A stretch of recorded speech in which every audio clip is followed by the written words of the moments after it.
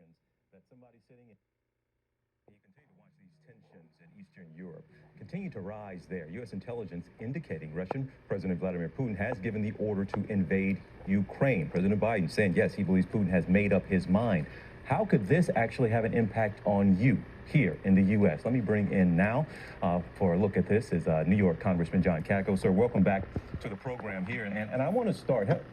How confident are you that as we sit here and you talk to our viewers and Americans, that somebody sitting in Kansas City, in Phoenix, in Salt Lake City, in Birmingham, Alabama, wherever they may be, 6,000 miles away from Ukraine, they need to be preparing here for a potential disruption in life based on Russian cyber attacks? Is that the case?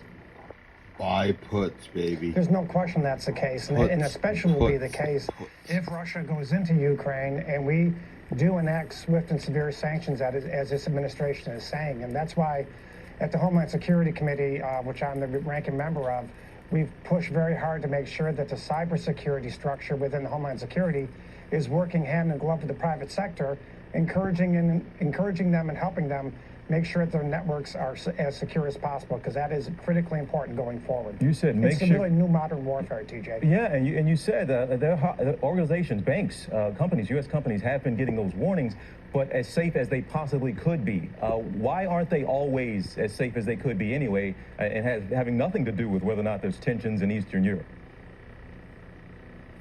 Well, listen, over the last year, TJ, we've seen major cyber attacks that are sponsored by China and Russia, and we haven't clapped back in the manner that would serve as a deterrent to them. So there really is no deterrent, and you are right. Every system really has the possibility of being attacked, and we just got to encourage businesses and individuals to be as smart as they possibly can. What potentially could disrupt an American's life, right? We hear about a cyber attack against a company, but are we talking about our utilities could be disrupted? Are we talking about our banking structure that could affect someone's personal finances? What kinds of things potentially are we talking about?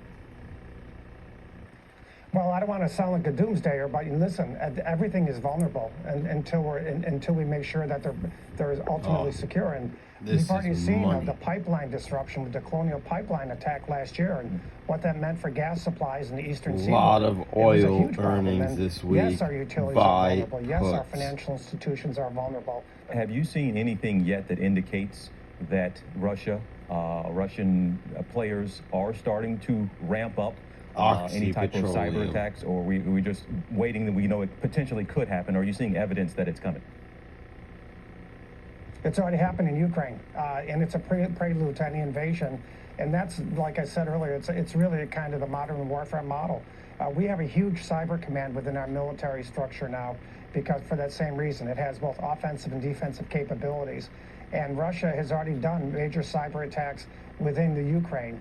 And we could see it come to the homeland, and we've got to be prepared for it. Congressman, I guess there was some we're already signing of optimism that tensions are ramping down. Not literally this way. We heard about this agreement in principle that President Biden and Putin could have a summit only if Russia doesn't invade. What do you make of that agreement?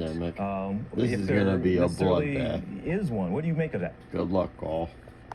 Yeah, I don't think there's an agreement per se. That is basically an offer from our side. But Putin has responded, and his underlings have responded by saying that any talks like that would be premature right now. And Congressman, before we let you go, we do have to say you have announced that you're not going to seek re-election. I think you are somewhere maybe the third who voted to impeach Trump, the third Republican who has said he's not going to seek re-election. What kind of Republican Party